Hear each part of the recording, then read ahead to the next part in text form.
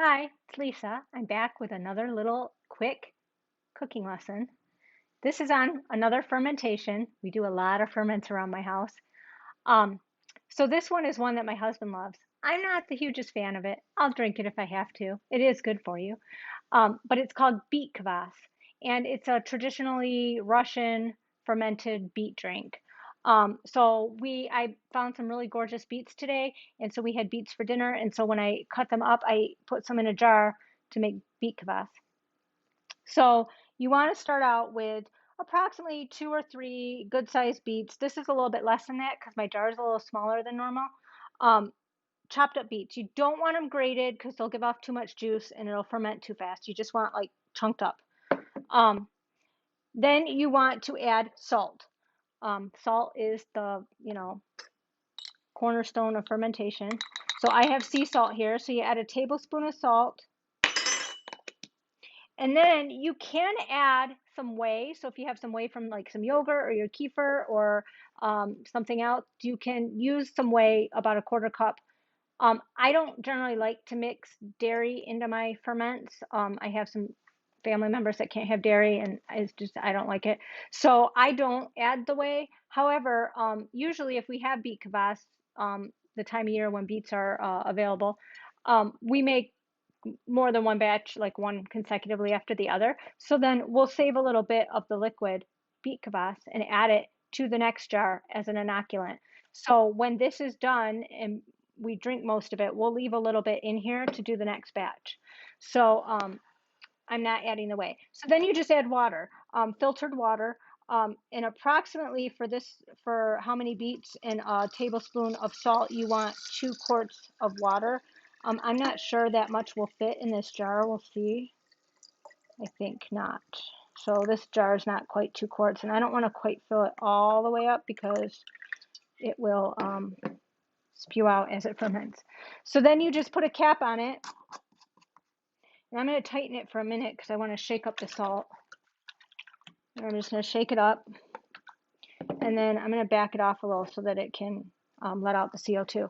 And then you just keep it sitting on your counter at room temperature for about 2 days, and then you can put it in the fridge.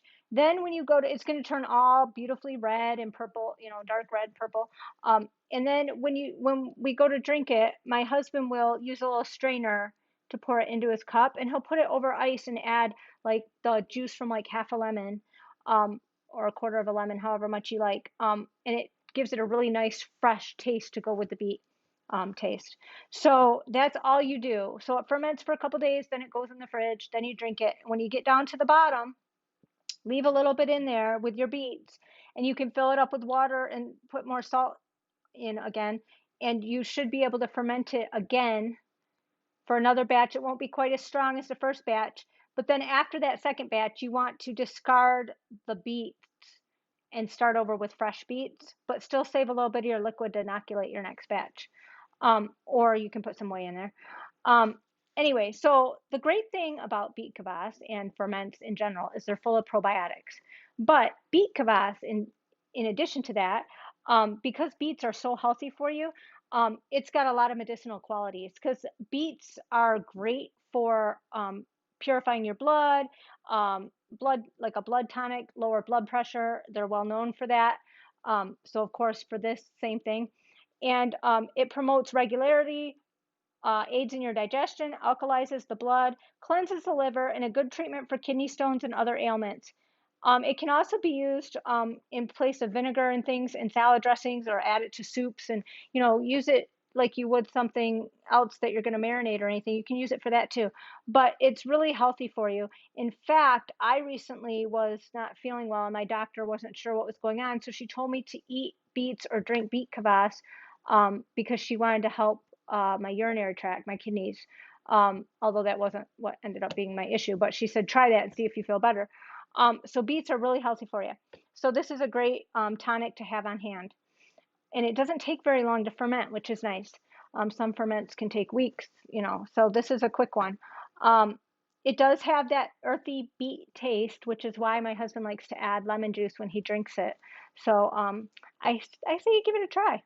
Um, That's about it. And I will say that we just used the recipe directly out of Nourishing Traditions, which is Weston A. Price Foundation's founder, Sally Fallon, wrote this cookbook um, with Mary Ang.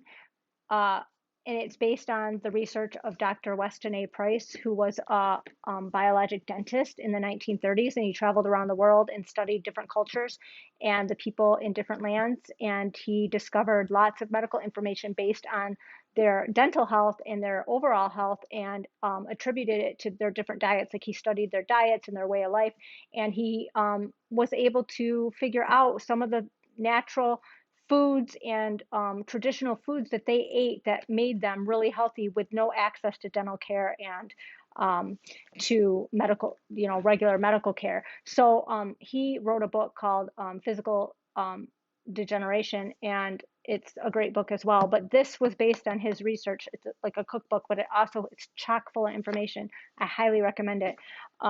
So anyway, this recipe comes directly out of there. So, anyways, enjoy beets. They're at the farmers market right now. I've been able to get lovely beets from various farmers in the area at the farmers market. So, this is a great time to try this. And if you buy a bunch of beets and you use some for your beet kvass and you want to know what else can I do with beets, you can grate them up and mix them with other vegetables and make like a little salad. I like to just chop them into pieces like this. If they're small beets, you could boil them first or steam them or somehow cook them and peel them if you want. I just leave the peels on and I cut them into chunks, lay them on a sheet tray, and I just roast them because I prefer roasted beets over boiled. And once they're nice and soft, I just take a mixture of honey. I put about 2 tablespoons of honey, a tablespoon of soy sauce, some grated ginger, and oh, and butter. I was like, what was the fourth thing? Butter. About 3 tablespoons or so of butter, and I just heat that up into like a little sauce, and then I pour it over or brush it onto the cooked beets and stick them under the broiler for just a minute to just caramelize that sugary goodness. They're like a teriyaki beet. They're delicious. So we had those for dinner tonight. So that's why I had beets for my beet kvass. Anyway, enjoy and goodbye and good luck.